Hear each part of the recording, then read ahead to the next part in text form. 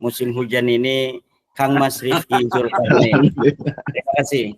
Oke, baik, terima kasih. Ya Tamam, dipersilakan singkat saja ya Tamam. Kiai Imad dulu enggak apa-apa Mas Rifki. Sudah berusaha enggak menyapa pemirsa terlebih dahulu. Enggak, Kiai Imad dulu biar lebih nyaman pikiran saya. Monggo Kiai Imad.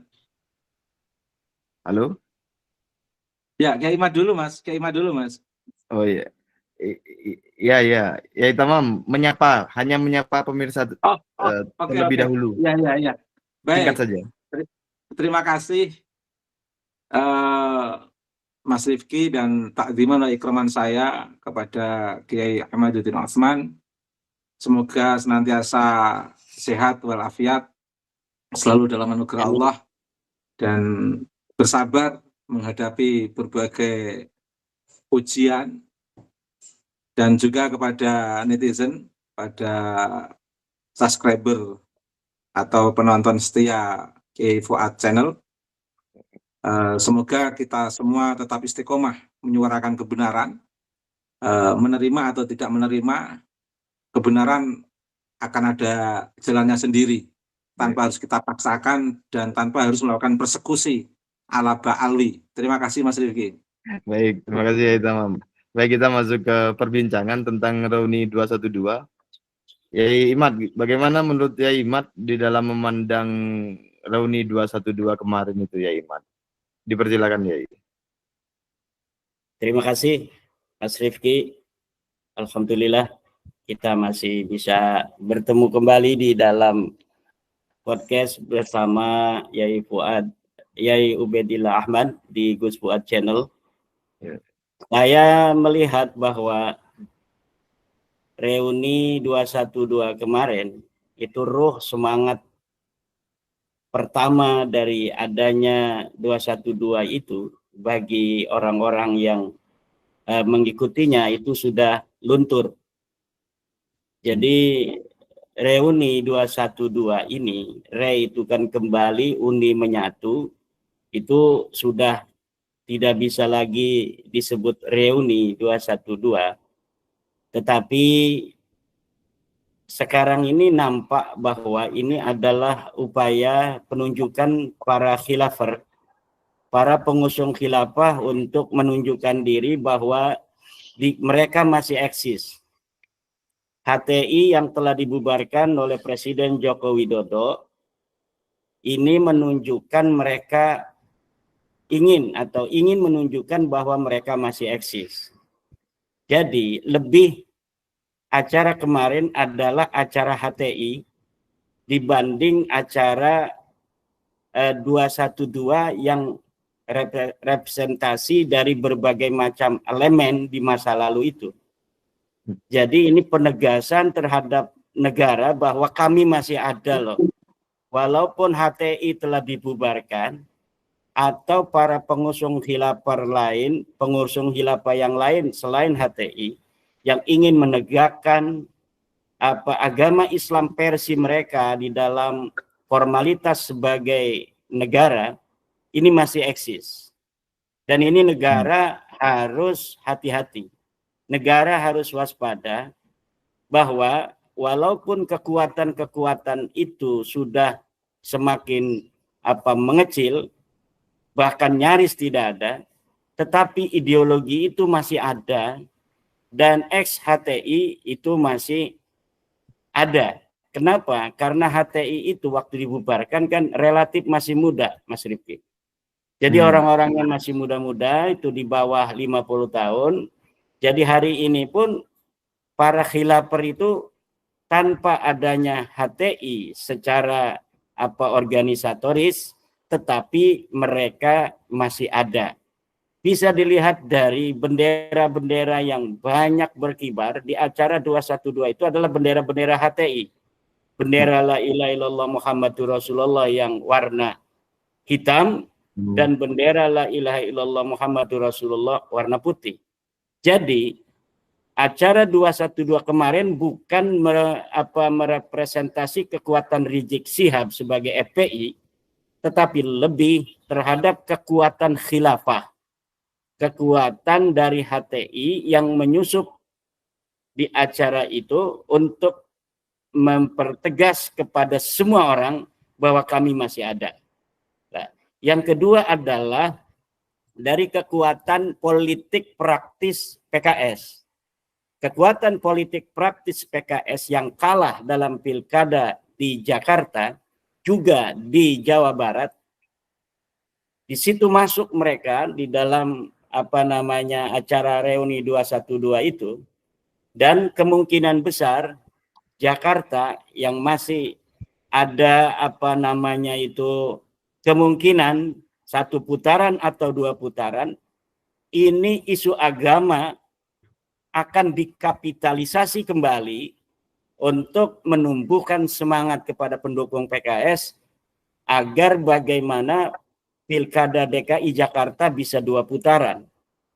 Dan ini saya kira hal-hal yang Bapak Presiden harus mewaspadainya, walaupun memang sebelah daripada PKS itu, yaitu Kang Ridwan Kamil, adalah merepresentasi dari politik praktis Bapak Presiden. Tetapi sebelahnya ini adalah orang-orang PKS yang dalam ideologi mereka ini masih ada keinginan untuk memformalkan ajaran-ajaran Islam versi mereka ya. Jadi dalam versi orang-orang radikal adalah bahwa negara itu harus satu, formalitas Islamnya nampak. Jadi undang-undang itu harus undang-undang Islam. Al-Quran dan Al-Hadis harus dijadikan sebuah dasar dalam bernegara. Ini versi mereka, gitu kan ya? Ya, betul. Dan bagi kita warga Nahdlatul Ulama, Al-Quran, Al-Hadis, ijma dan qiyas adalah dasar kita beragama, sedangkan negara adalah sebuah media. Ad-daulatu laysat ghayatan. Negara itu bukanlah tujuan.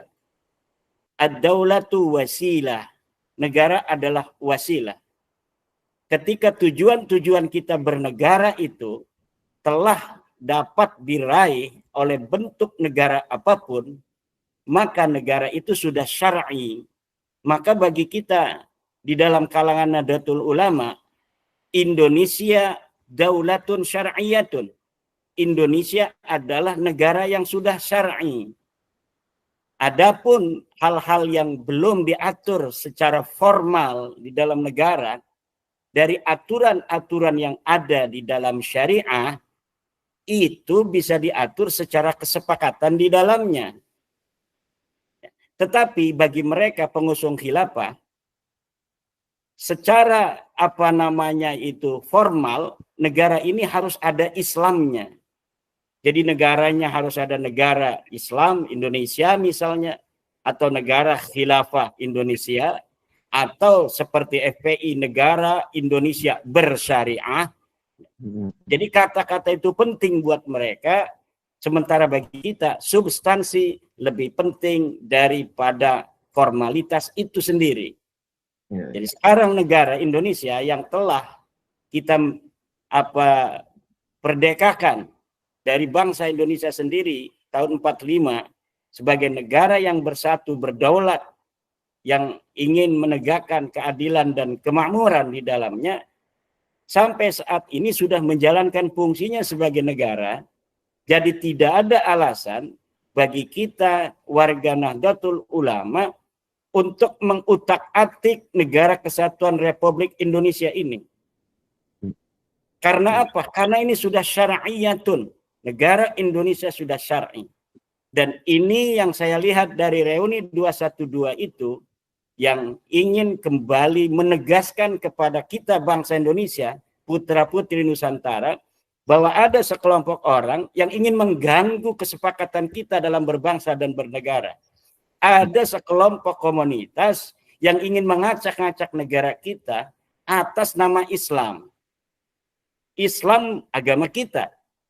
Kita harus mengerjakan seluruh apa yang diperintahkan Allah. Itu adalah takwa. Dan meninggalkan seluruh larangannya. Kemudian negara, di mana negara itu tujuan utamanya adalah limasalihid dunya waddin, untuk kemaslahatan keduniaan dan kemaslahatan agama, ini dua tujuan utama bernegara ini sudah dilaksanakan oleh NKRI. Maka apalagi urusan mereka ingin mengutak-ngatik NKRI demi tujuan-tujuan madhabi. Jadi kita sebut saja tujuan-tujuan madhabi. Kenapa?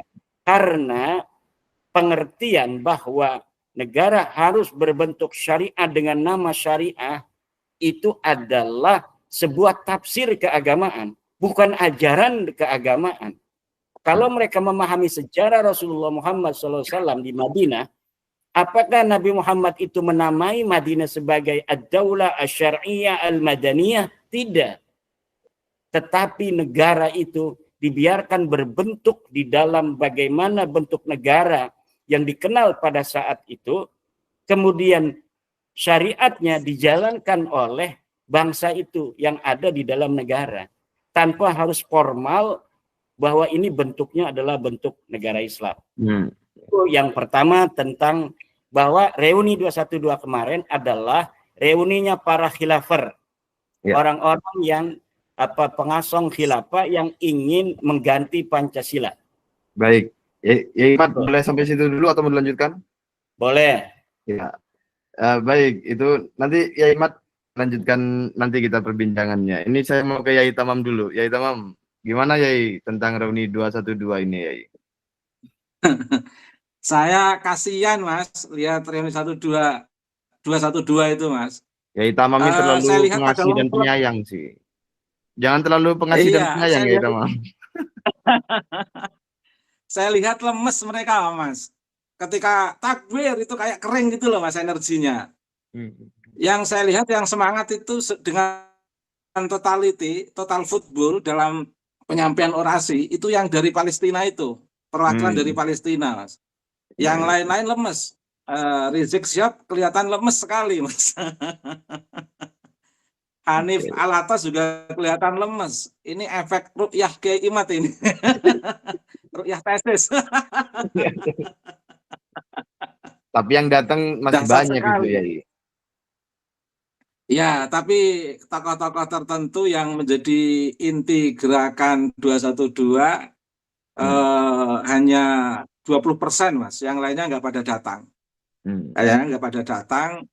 Dan yang jelas Hanif Alatas sendiri kelihatan lemes, penerjemahnya juga kelihatan lemes, dan kalau dulu kan Mus'id berdesak-desakan Mas, kemarin itu kayak ibarat soft barisan itu banyak yang kosong gitu Mas, yang menghadiri itu, dan saya lihat itu banyak anak-anak pesantri, entah itu dari pesantren kiai siapa saya nggak tahu, kayaknya nggak mungkin santri-santri yang masih usia SMA lembut-lembut datang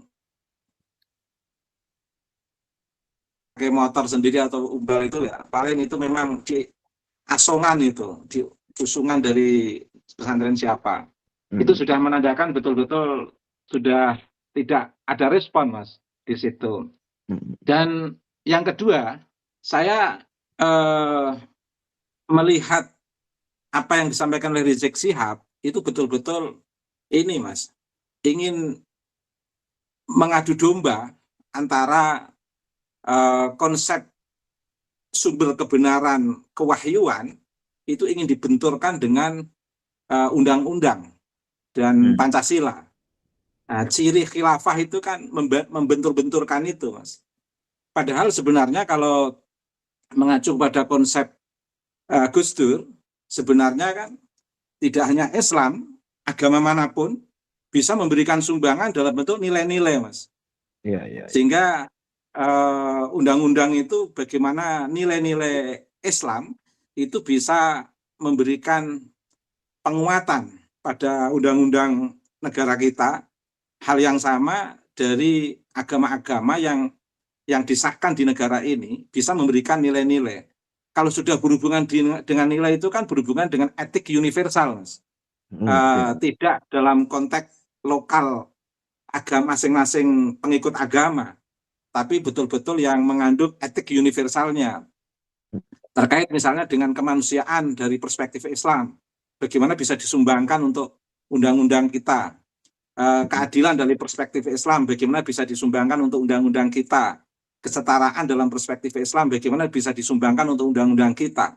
Hal yang sama itu juga bisa diadop dan adap dari keyakinan yang lain, agama yang lain, tidak hanya Islam. Nah, sebenarnya ini kan universal, Mas. Dan ini sudah sangat bagus strategi founding fathers kita, bagaimana agama yang disahkan di negara ini itu bisa memberikan kontribusi secara etik universal, tidak dalam konteks primordial dari sistem moral yang ada di masing-masing agama, tapi sistem etik universal itulah yang akan bisa digunakan untuk menguatkan perundang-undangan dan tata aturan dalam sistem pemerintahan kita, Mas. Dan itu sah. Tadi sudah disinggung oleh Kiai Imad, dan itu teori yang selalu diulang-ulang oleh Allah yarham Hadratul Syekh Kiai Haji Abdurrahman Wahid. Dalam konsep bernegara ini kita itu kan punya dua istilah penting, Mas, untuk memudahkan pemahaman, yaitu istilah al-ghayah wal wasail. Ghayah itu target kita dalam beragama, al-wasail itu adalah hal-hal yang menjadi instrumen atau media. Misalnya di zaman Nabi, konsepnya konsep kenabian langsung, sehingga semua permasalahan sosial itu bisa dikomunikasikan langsung kepada Nabi dan bagaimana kebijakan Nabi. Meskipun di zaman Piagam Madinah, Nabi sendiri juga ketika ada kasus suku menanyakan tentang ada salah satu di antara warga masyarakat melakukan pencurian, dilaporkan kepada Nabi, kalau nggak salah suku Khazraj, Nabi mengatakan, ya udah, bagaimana local wisdom, kearifan lokal suku kalian.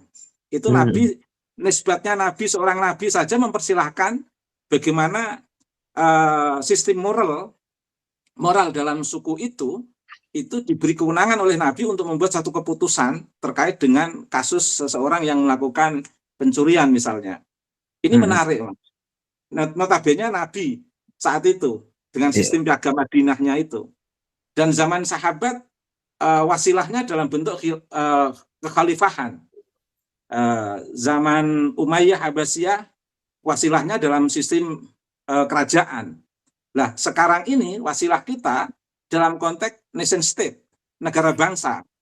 Negara bangsa, di situ ada banyak instrumen untuk membangun negara bangsa, yaitu dengan sistem demokratisasi, dengan sistem civil society, bagaimana masyarakat dalam civil society ini memiliki kesadaran sivik.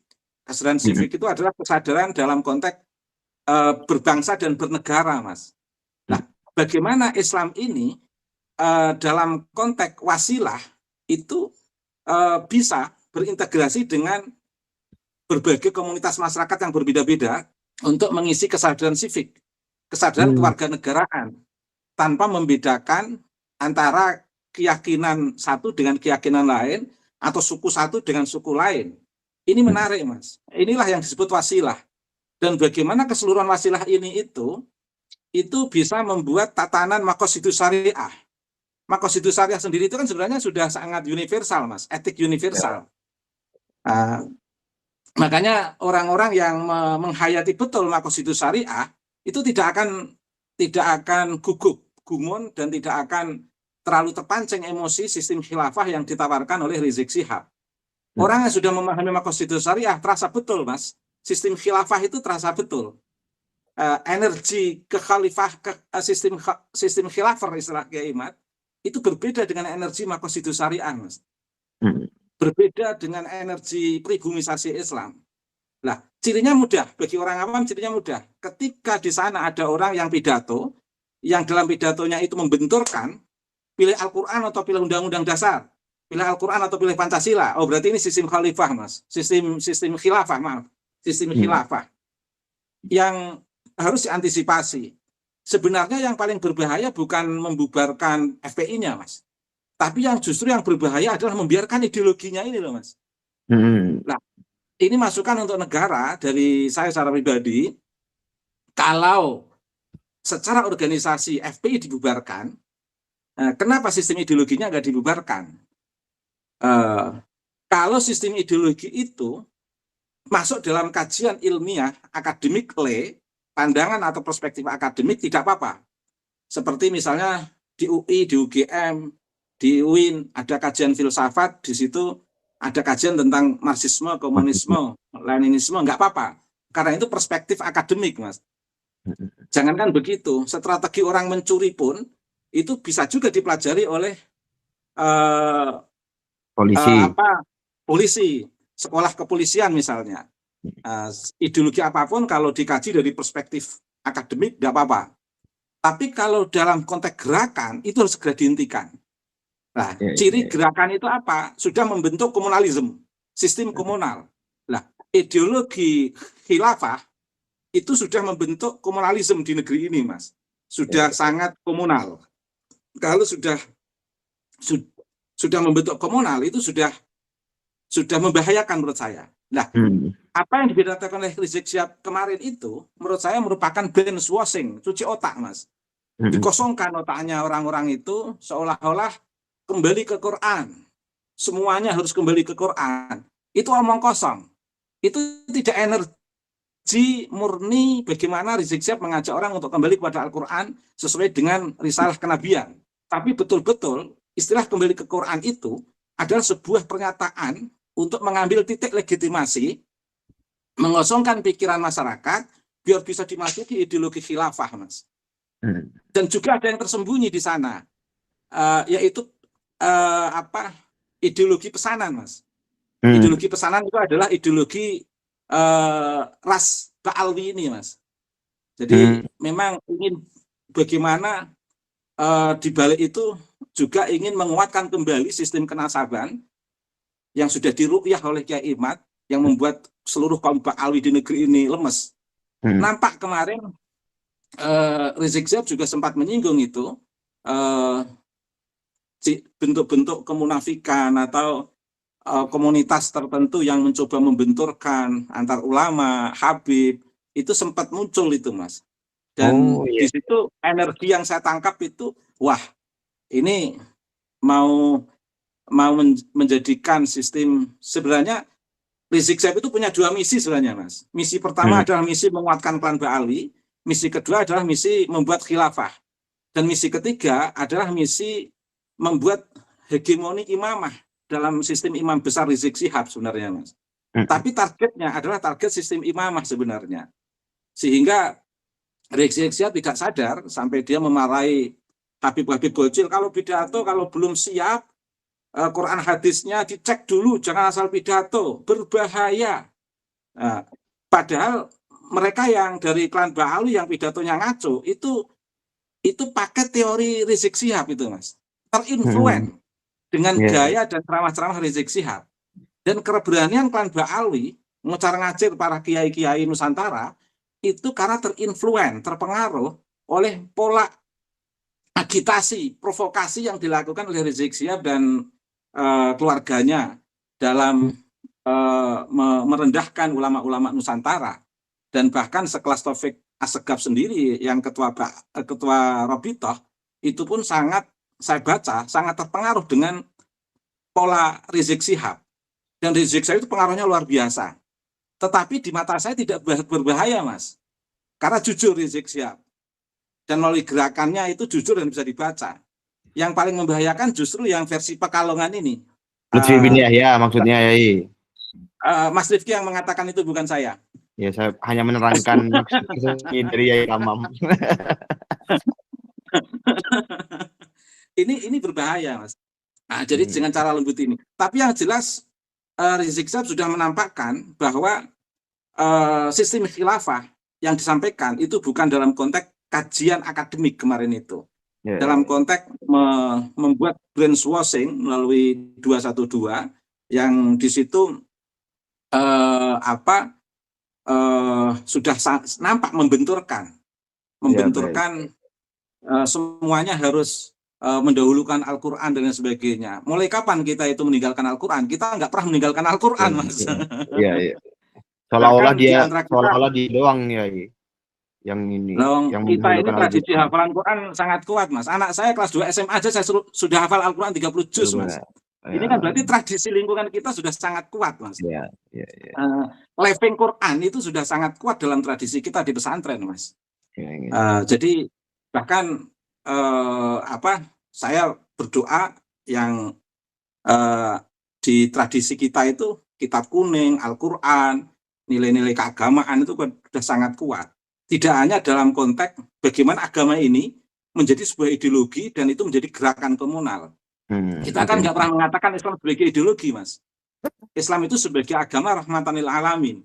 Kalau Rizik Syihab nampak pidatonya kemarin menjadikan Islam sebagai ideologi. Nah, ini ciri khilafah, Mas. Ciri khilafah. Dan selalu membenturkan antara teks dengan tradisi lokal wisdom. Itu aja, Mas Rifki. Terima kasih. Baik, Yai Tamam. Itu tentang apa namanya? Berarti Yai Tamam mendorong pemerintah untuk membubarkan gerakan-gerakan ideologi yang atau falsafah selain Pancasila begitu kan. Lain kali itu bisa kita eksplorasi. Ya baik, ya Iman, kalau gimana? Sudah dalam tataran komunalisme harus dihentikan, Mas. Ya. Tapi kalau dalam konteks kajian tidak apa-apa, Mas. Rizik Syihab masih dalam konteks gerakan komunal itu, Mas. Tidak hanya dalam perspektif kajian. Baik. Ya Iman, ada komentar lebih lanjut ya Iman tentang Reuni 2 atau mengomentari dari apa yang dipaparkan oleh Yai Tamam Munji? Ya, dari Yai Tamam Munji tadi betul sekali. Islam yang prosedural, Islam yang substansial, yang dua kutub ini hari ini masih berhadap-hadapan. Masih ada sisanya di Indonesia. Kemudian Islam yang prosedural yang hari ini masih diperjuangkan oleh HTI, ex-HTI, ex-EPI, dan lain sebagainya itu secara kelembagaan bisa dibubarkan. Tapi dalam konteks ideologi, ini kita sulit untuk membubarkan sebuah ideologi. Yang bisa kita lakukan adalah mengepung ideologi itu untuk mempersempit ruang gerak daripada perkembangnya ideologi transnasional demikian.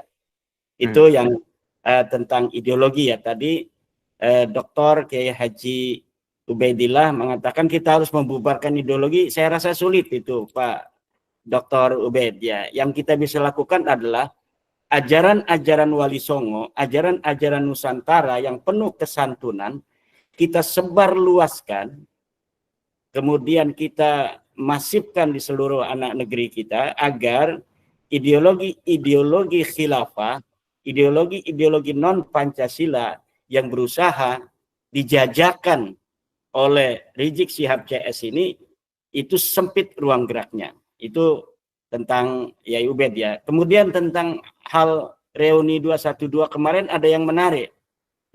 Di mana Rizik Syihab tidak berani untuk mengkritisi Prabowo. Tetapi dia berusaha untuk mengadu domba Prabowo dengan Pak Jokowi. Bahkan dengan dengan wakil presiden Prabowo sendiri, yaitu Bapak Wakil Presiden Republik Indonesia Gibran Rakabuming Raka. Dia ingin mempetakompli secara diametral antara presiden dan wakil presiden yang dipilih secara sah oleh bangsa Indonesia melalui pemilu yang diatur di dalam Undang-Undang Dasar. Dengan mempetakompli antara wakil presiden Republik Indonesia yang mulia Bapak Gibran Rakabuming Raka dengan Bapak Presidennya yaitu adalah Bapak Prabowo Subianto, ini Pak Rizik Syihab ini melawan Undang-Undang Dasar itu sendiri, yang dimana Undang-Undang Pemilu itu di bawah Undang-Undang Dasar. Oleh karena itu, usaha adu domba ini berbahaya bagi perjalanan 5 tahun ke depan negara dan bangsa Indonesia, di mana kita telah bersepakat melalui pemilu. Presiden kita adalah Prabowo Subianto dan wakil presiden kita adalah Gibran Rakabuming Raka. Keduanya adalah Dwi Tunggal yang dipilih secara demokratis oleh bangsa Indonesia, yang harus dijaga kemuliaannya, yang harus dijaga kehormatannya oleh seluruh bangsa Indonesia yang secara mayoritas telah memberikan hak pilihnya dan mengangkat secara undang-undang dan undang-undang dasar mereka berdua sebagai pemimpin kita 5 tahun yang akan datang.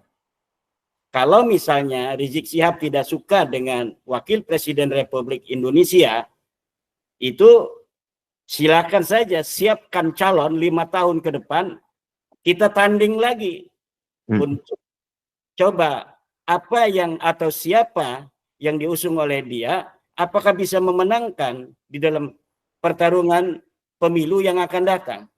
Kan yang didukung dia selalu kalah. Prabowo didukung Rizik kalah melulu. Sekarang kita didukung Rizik, Prabowo menang kan.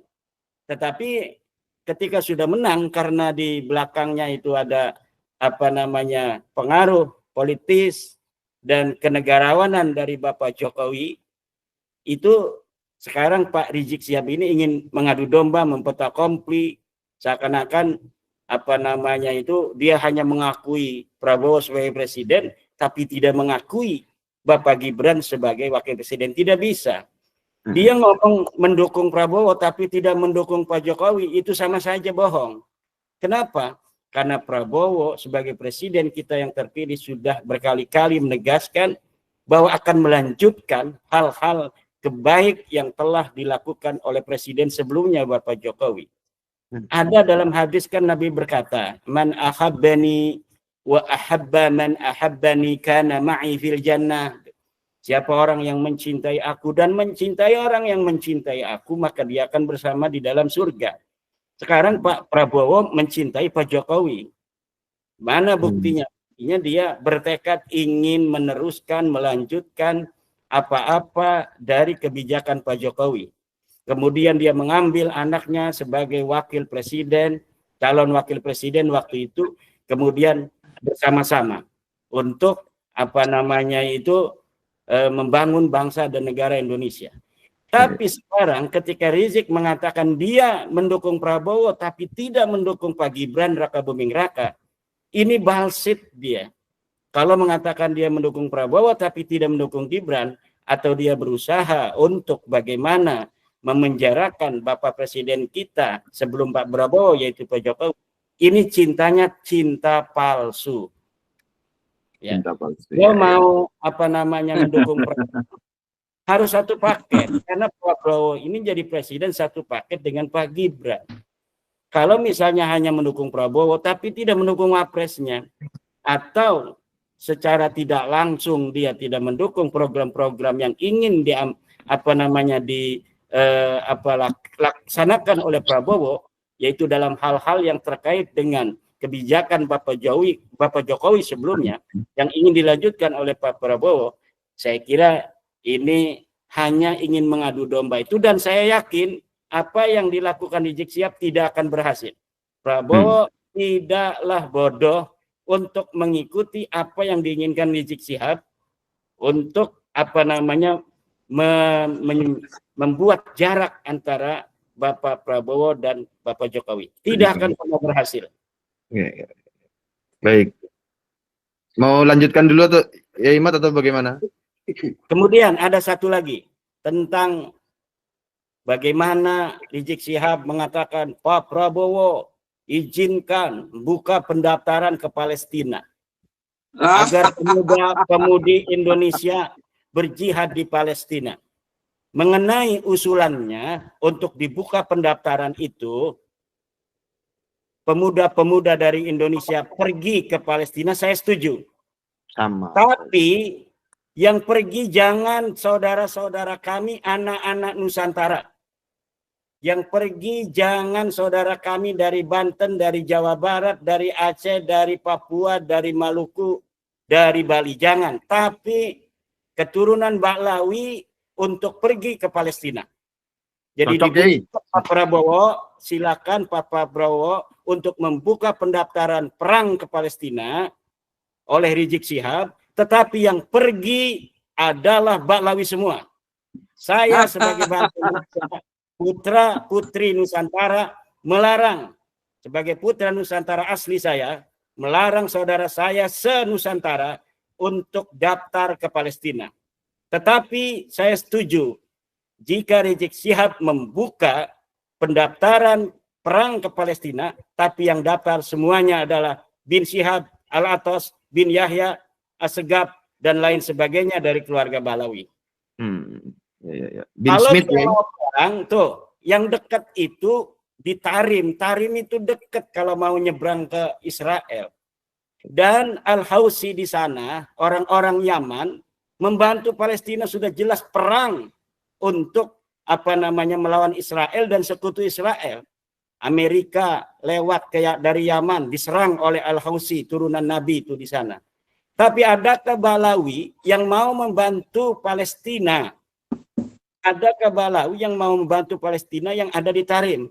Tidak ada, kita tidak dengar kaum Balawi yang ada di Tarim itu membantu Palestina atau membantu Houthi dalam rangka menyerang Israel. Tidak ada. Maka saya sekali lagi nyatakan setuju dengan rencana Rizik Syihab membuka jihadar ke Palestina, tetapi tidak setuju kalau anak-anak Nusantara yang ikut. Yang ikut cukup dari Al-Atas, yang ikut cukup dari bin Syihab, bin Yahya, Assegaf, Bafaraj dan lain sebagainya. Tetapi Sugiono, Fuad, Ubed, Imad, Rifki, jangan. Biarkan yang pergi itu adalah Al-Atas, bin Syihab, bin Yahya dan lain sebagainya saja. Ya. Baik. Itu. Ya, saya juga setuju itu ya. Buka aja pendaftaran, tapi diberi contoh dulu, yaitu dari golongan Ba'alwi, bin Smith, Rizik Syihab dan lain sebagainya. Karena mereka yang memberikan gagasan, maka mereka yang harus memberikan teladan terlebih dahulu di dalam implementasinya. Setuju saya ya Imad. Kalau perlu semuanya ya Imad. Mungkin boleh juga enggak ya Imad? Ba'alwi kan belum merasakan melawan penjajah. Iya. Di Indonesia ini hutang Ba'alwi di zaman kolonial suruh ke Palestina semua Ba'alwi. Ya Imad, itu mukibin Ba'alwi itu boleh dikirim juga apa tidak usah juga? Tidak boleh. Tidak cukup boleh. 6 saudara kami yang mati gara-gara Rizik Syihab. Tidak boleh ada lagi tambah saudara-saudara saya dari anak-anak Nusantara yang mati konyol. Baik. Berarti khusus Ba'alwi. Khusus ya? Ba'alwi. Baik. Jadi walaupun mukibin itu mendaftarkan diri, Bapak Prabowo Subianto sebagai presiden wajib untuk melarang mukibin itu ikut. Karena mereka hanya terdoktrin, mereka adalah saudara saya, mereka adalah yang saya cintai. Tidak boleh mereka mati konyol hanya untuk menuruti Rizik Syihab. Baik, selamat datang pada Gus Fuad. Selamat bergabung. Ini kita ngobrol-ngobrol tentang Reuni 212 gerombolan para munafikun cucu Yuya Dukan Fir'aun ini, Gus Fuad. Barangkali Gus Fuad ada yang mau disamber atau mau dikomentari tentang Reuni 212 itu, Gus Fuad. Ya, jadi kalau kata Cicero itu, kalau kita mau mengetahui siapa pembunuhnya, maka lihat saja siapa yang diuntungkan. Kalau saya melihat di Rizik Syihab, itu kalau dia bicara tentang syariat Islam segala macam, itu kan dia sedang menipu, mengelabui umat Islam yang mayoritas di Indonesia untuk mengikuti apa yang dia mau. Karena kalau kita konsisten dengan apa itu tafsir Islam, tafsir Al-Quran, tafsir hadis yang normal, maka Pancasila itu adalah sesuai Quran, hadis, dan syariat Islam. Tapi kan Rizik itu ada yang menyuruh. Yang menyuruh Rizik itu kira-kira siapa? Ya kira-kira dari pergerakan Rizik Syihab itu siapa yang diuntungkan?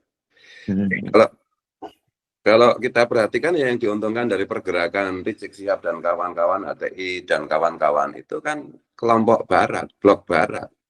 Jadi Ya pantas kalau saya menuduh Rizik Syihab itu ya kemungkinan agen intelijen Inggris, kemungkinan agen intelijen Mossad, kemungkinan dia anggota CIA gitu.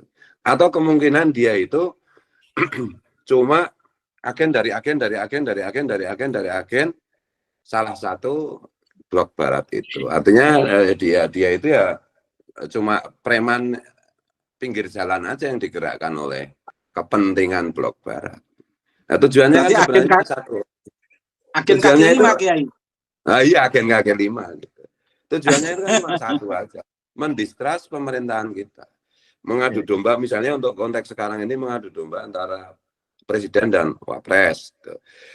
Kemudian apalagi yang dia itu membenturkan Pancasila dengan Al-Quran misalnya. Nah, ini semuanya kan sebenarnya itu hanya menciptakan distrust, untuk menciptakan syukur-syukur menjadi chaos gitu. Yang itu nanti kepentingan Barat akan masuk ke situ. Gitu. Kalau Rizik Syihab itu agen Tiongkok kayaknya enggak, agen Rusia juga kayaknya enggak. Gitu. Jadi ya mungkin agen dari agen alias secungoknya gitu. Dan itu ya cocok. Gitu. Ya karena leluhurnya si Rizik Syihab kan juga cuma cecungok dari pemerintah kolonial Belanda kan. Ya gitu. Jadi ya bagi kita itu, bagi umat Islam yang nggak usah percayalah sama Rizik. Apalagi kemarin dia masih ngomong juga tentang revolusi akhlak gitu. Memang dia itu munafik. Rizik itu kan munafik. Ciri munafik itu kan kalau ngomong dia itu dusta. Memang dia sekarang sudah tahu bahwa si marga Sahab itu haplogrupnya G, Gatel, Yahudi, Yuya. Ya kan? Apa pernah dia mendeklar dirinya sebagai bukan keturunan Nabi? Dia sampai hari ini masih bersikukuh dia keturunan Nabi. Ya Nabi Yuya itu kan sebenarnya. Ya dari situ aja, masa kalau ada orang Indonesia masih percaya sama Rizik Syihab ya saking gobloknya kan. Ya masalahnya itu misalnya kemarin itu ada juga kiai yang ikut gitu, Abuya yang ikut. Sekarang kita coba lihat itu Abuya beneran, kiai beneran, atau Abuya abal-abal atau kiai abal-abal. Oh beneran ada santri. Oh berarti sekarang ini kita harus menerima kenyataan ada Abuya dan ada kiai yang otaknya soplak, yang goblok kan gitu aja. Karena nggak mungkin kalau nggak goblok kok mau ikut Rizik Syihab, itu nggak mungkin. Iya. Jadi kalau saya itu ya biarin aja, dan sebenarnya saya nggak terlalu tertarik membahas ini reuni 212. Tapi karena ada sahabat saya Kiai Imaduddin Utsman dan Kiai Tamam pengen membahas, ya saya ikutlah gitu. Tapi ini semata-mata saya ikut ini karena Kiai Imad dan karena Kiai Tamam, bukan karena reuni 212. Reuni 212 itu berapa kemarin tuh perkiraan yang datang kan sekitar 4.000 orang aja. 4.000 orang itu artinya yang 2.000 orang itu pasti aparat kepolisian, TNI, intelijen gitu. Jadi praktis ya cuma 2.000 orang yang datang. 2.000 orang dari seluruh Indonesia, dari perbandingan reuni peristiwa 212 yang dulu itu kan nggak ada apa-apanya. Itu cuma ya kalau uang ya receh saja. Dan ini semua kan sudah sejak 1,5 tahun atau 2 tahun yang lalu kita sampaikan bahwa kita harus mensosialisasikan temuan tesis dari Kiai Imaduddin bahwa Habib Baklawi itu bukan keturunan Nabi. Kalau masyarakat sudah tahu, maka pergerakan mereka semua yang mau merusak negara, yang mau merusak Pancasila, yang menguntungkan kepentingan asing dan merusak Indonesia itu pasti mudah sekali dipatahkan. Dan hari ini kan terbukti reuni 212 yang datang ya cuma seberapa segelintir orang saja. Ya karena dulu itu jadi ramai karena persepsi bahwa si Rizik itu keturunan Rasulullah. Nah sekarang setelah tahu ya nggak ada yang sudi gitu. Iya. Ya maka kata kuncinya kan saya bilang bahwa yang harus mungkin Kiai Ahmad masih ingat itu. Yang harus digemakan, yang harus disosialisasikan itu soal nasabnya Habib saja, bukan soal perilaku mereka atau kasus-kasus yang mereka lakukan. Pokoknya kalau nasabnya rungkat, semua yang mereka lakukan akan rungkat. Karena sejak dulu saya berpikir bahwa yang lebih berbahaya itu bukan Rizik Syihab, tetapi Lutfi bin Yahya. Gitu. Lutfi bin Yahya itu lebih berbahaya daripada Rizik Syihab. Kalau bagi saya Rizik Syihab itu ya cuma preman kampung aja lah. Biarin aja mampu sendiri dia. Lama-lama juga nggak ada yang ikut. Tapi Lutfi bin Yahya itu dengan omongan halusnya, dengan halusinasinya, menerima apa wisik-wisiknya, wah itu bisa mengacaukan barisan nanti ini hari ini terbukti. Gitu loh. Dan sorry aja ini yang di PBNO itu juga nggak punya nyali, udah gitu aja. Nggak punya nyali. Tapi saya harus declare juga loh, saya bukan pendukung MLB NO, gitu loh. Saya tetap mendukung apa itu Gus Yahya sebagai ketum PBNU sampai muktamar berikutnya yang normal gitu. Tapi saya kecewa dengan Gus Ketum ini. Kalau bicara sih, kalau kelihatan apa itu luar biasa. Cuma kalau menghadapi Baklawi kok jadi inferior juga. Itu saya ini jengkel. Bagi saya itu persoalan Habib termasuk si Lutfi itu tanggung jawab NU nomor 1 itu, tanggung jawab PBNU. Ya negara harusnya tinggal menyetempel saja lah, PBNU-nya kayak begini, masih main-main apa itu metafor dan seterusnya ya publik gagal menangkap pesannya gitu loh. Saya tidak meragukan komitmennya Gus Yahya, tapi saya kecewa dengan cara beliau berbicara, cara beliau memainkan metafor isyarah itu. Ya nggak usah pakai isyarah lah. Ini yang di bawah itu mintanya instruksi apa, Gus Yahya bilangnya apa. Si Habib itu apa itu masih dianggap keturunan Nabi apa bukan? Si Habib itu masih dianggap NU apa bukan? Setelah terbukti bahwa secara saintifik, secara ilmiah Habib itu bukan keturunan Nabi, dan apa itu secara empirik jelas-jelas bahwa Habib itu merusak NU menjadi parasit NU, mau kita apain gitu loh. Kita nunggu instruksi ketum PBNU. Habib itu kita sembelih apa kita suruh pergi apa gimana gitu loh. Jangan main-main aja, nggak usah bangun kita. Wah, kan publik nggak bisa nangkap pesannya itu. Ya ini saya agak keras nggak apa-apa, Gus Ketum juga membiarkan Kiai Imad dipecat kok. Ada juga katanya Gus Ketum bilang itu nggak ikut-ikutan saya dalam soal penggantian Kiai Imad, nggak ikut-ikutan apa, nggak usah kayak begitulah, pura-pura tidak tahu. Masa Ketum nggak tahu, kalau nggak tahu jadi Ketum ya sudah mundur sekalian aja, gitu loh. Tapi harus saya sampaikan loh, saya bukan pendukung MLB, saya nggak setuju MLB, karena di MLB itu, di kubu MLB itu, saya lihat juga ada beberapa tokohnya yang main homo sama Habib gitu loh. Jadi mau ketumnya mau diganti mau nggak diganti itu bagi saya nggak penting. Yang penting itu sikap tegas NU kepada Habib, karena jelas itu merusak NU, merusak bangsa dan negara. Jelas mereka bukan keturunan Nabi. Sikap yang jelas, yang tegas. Mau masih dianggap Habib itu masih dianggap NU apa bukan? Setahu saya kan pendiri NU nggak ada yang Habib. KB itu kan ajaran yang berbeda, bukan ajarannya NU, bukan ajarannya Mbah Hasim. Kenapa sekarang jadi pengurus PBNU? Kenapa sekarang jadi pengurus NU di level-level di bawahnya? Mereka kan sudah punya apa itu RA gitu. Robito Alawiyah itu ya biar mereka di situ. NU kan orang-orang pintar, tempatnya kiai-kiai pintar. Nah, KB itu kan goblok semua, kerjaannya halusinasi saja. Masa dimasukkan? Ya coba itu Habib yang di PBNU itu bisa baca kitab nggak? Iya. Saya sudah setahun lebih sama, ya kira-kira setahun lah. Saya bikin surat terbuka sama ketum PBNU agar mecat Habib yang ada di PBNU. Yang dipecat malah Kiai Imad. Ini nantang apa gimana? Bukan nantang saya, nantang Nahdiyin Kultural. Itu loh. Itu yang di pengurusan PBNU pusat itu. Sekarang coba di polling saja. Siapa yang dianggap tokoh NU? Itu apa yang di struktur PBNU, apa yang seperti Kiai Tamamunji, Kiai Imad, Kiai Nur Yahya atau dan yang lainnya gitu loh. Coba tanyakan itu kepada Nahdiyin Kultural. Malah hanya untuk membela Habib, marwahnya PBNU rusak kayak begini. Jangan-jangan dapat duit, jangan-jangan dapat apa? Jangan-jangan dapat Habibah ya. Apa mau cari apanya Habibah apa gimana? Yang jelas dong. Nah ini aku udah emosi ini saya. Udah gitu. Saya tahu disuruh ikut gini itu cuma untuk bagian emosi. Ya monggo dilanjut. Gus Buat. Ya. Kalau Lutfi bin Yahya agen mana Gus Buat? Mossad. Ya. Mossad. Ya. Oh, ya. Mossad. Ya. Enggak.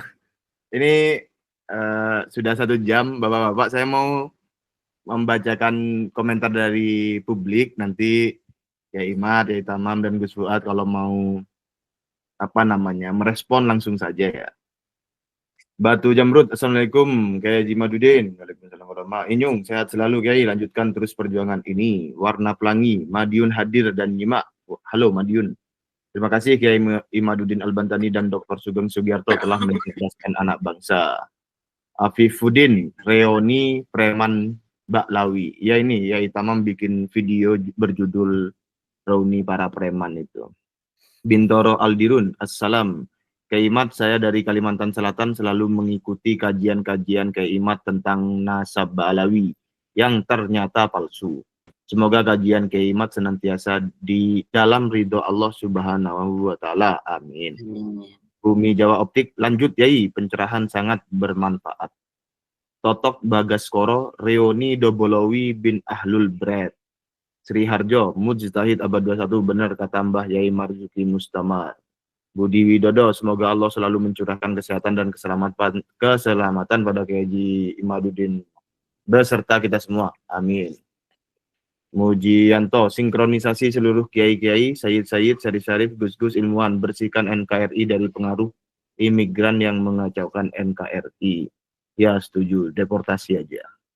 Afifuddin, Banyuwangi hadir, dukung Kiai Haji Imaduddin Al-Bantani.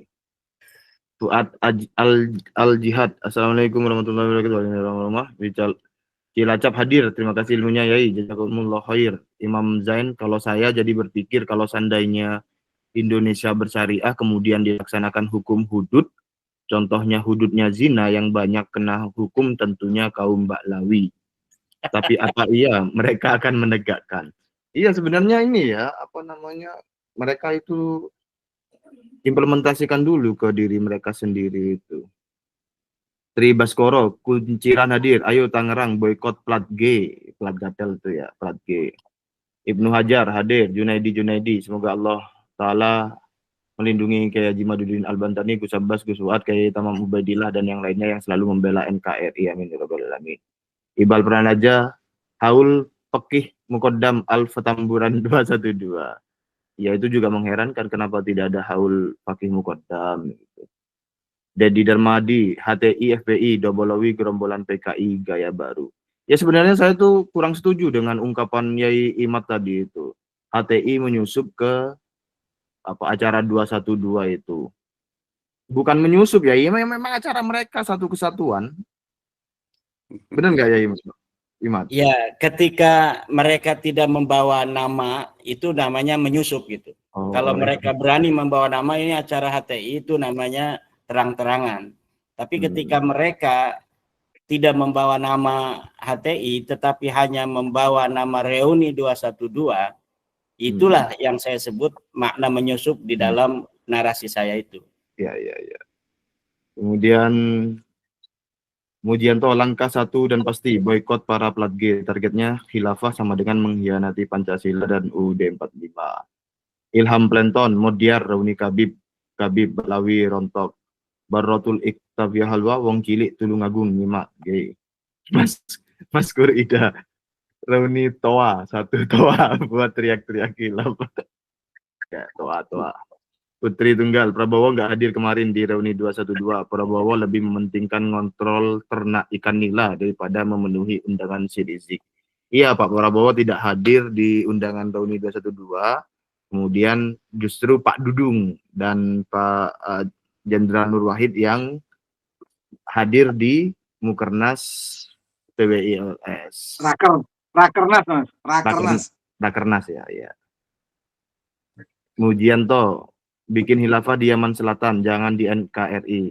Setuju saya itu. Pulangin aja lah. Kalau mereka tidak punya duit ya nanti kita crowdfunding lah untuk memulangkan mereka gitu. Ya paling cuma biayanya per orang itu mungkin cuma 7 juta begitu, 7 orang. Sekali jalan tiket pesawat kan. Albianto, Sileme Gabus Putih Kumambange Watu Hitam Nusantara Jaya Wijayanti Rahayu Geiman G. MA Tawab, tesis bayaran sudah KO. Tesis apa? Tesis bayaran sudah KO, tidak ada pengikutnya. Oh ini budak ini berarti. G budak. Bayaran tuh maksudnya tesisnya Rumel, tesisnya Zaini gitu loh. Oh iya. PKI itu Wafi, yang kakeknya itu suka nyembelih kiai dan kemudian akhirnya disembelih Banser itu loh. Nah, itu maksudnya itu kan tesis bayang. Iya, iya. Wafi itu ya. Wafi itu Ya, anaknya PKI ya, turunan PKI kan. Tentunya kakeknya itu kan tukang nyembelih kiai karena aktivis PKI yang radikal.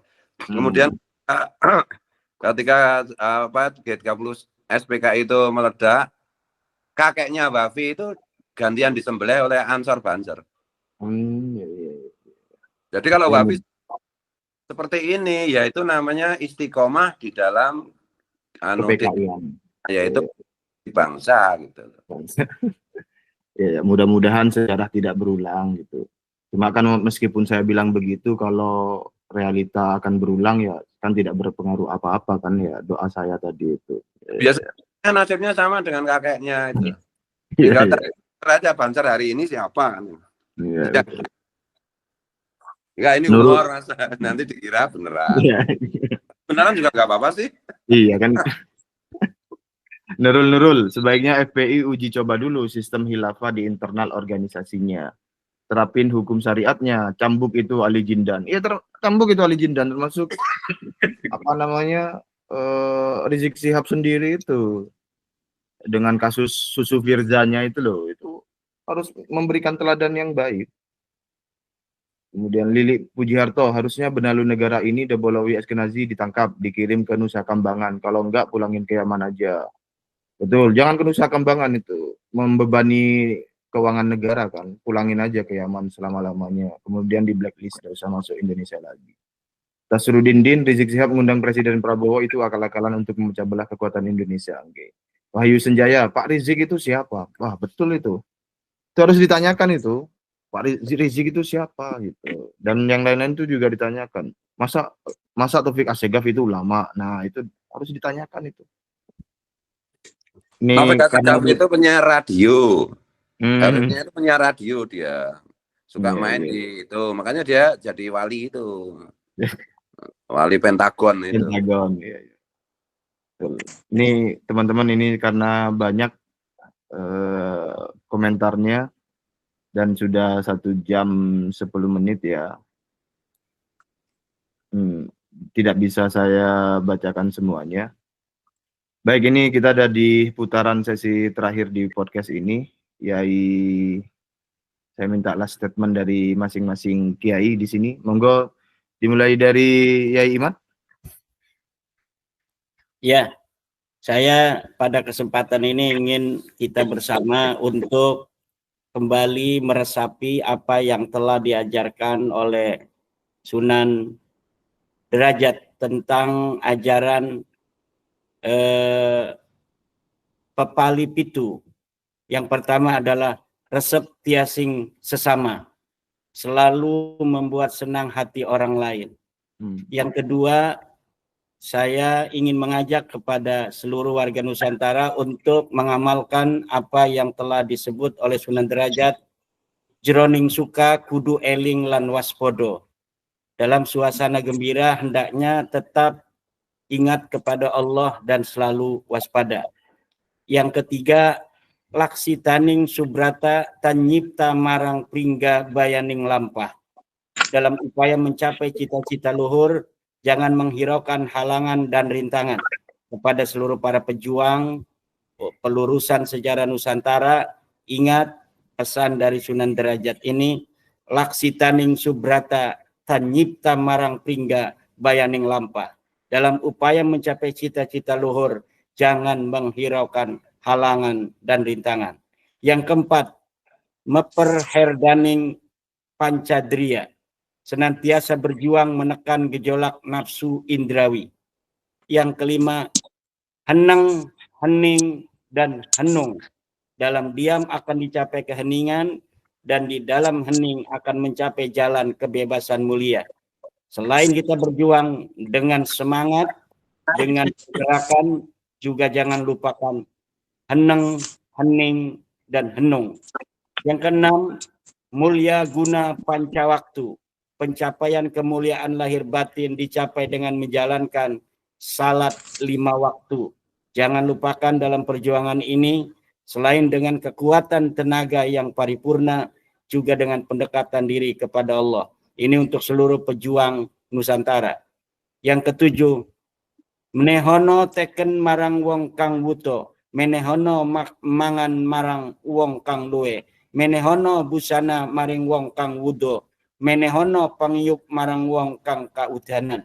Berikan tongkat kepada orang buta, berikan makan kepada orang yang lapar, berikan pakaian kepada orang yang tidak memiliki, berikan tempat teduh kepada orang yang kehujanan.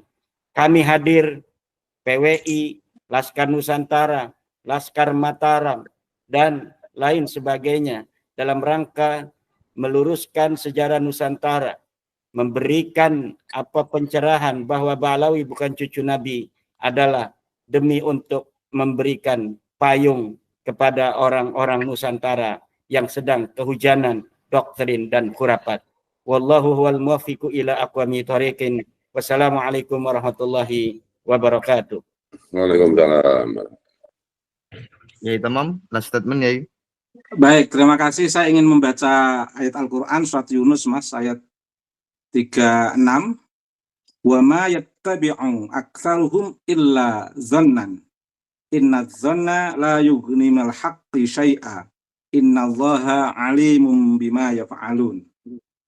Jadi kita semua ini harus menempatkan konteks gitu, Mas. Jadi, dan kebanyakan mereka hanya mengikuti dugaan. Sesungguhnya dugaan itu tidak sedikit pun berguna untuk melawan kebenaran. Sungguh Allah mengetahui apa yang mereka kerjakan. Jadi husnudzon dalam konteks nasab itu kurang tepat, Mas. Terima kasih, Mas Rifki. Kurang tepat atau salah Yai? Yang tegas ini Yai. Ya udah. Salah kuadrat.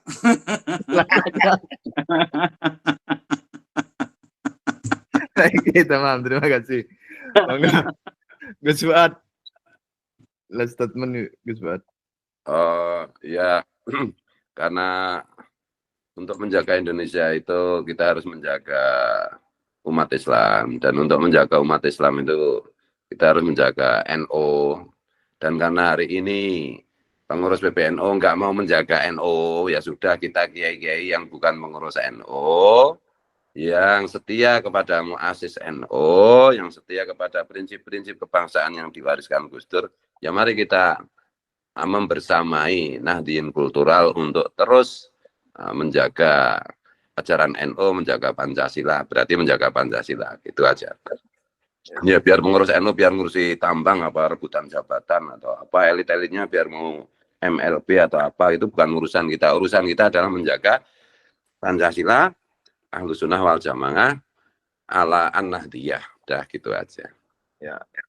Baik, terima kasih Yai Imat, terima kasih pada Yai Tamam, terima kasih Gus Fuad. Kemudian terima kasih juga kepada seluruh pemirsa dan teman-teman yang telah memberikan gagasan dan komentar di kolom komentar selama podcast ini berlangsung. Kami haturkan terima kasih, banyak-banyak terima kasih.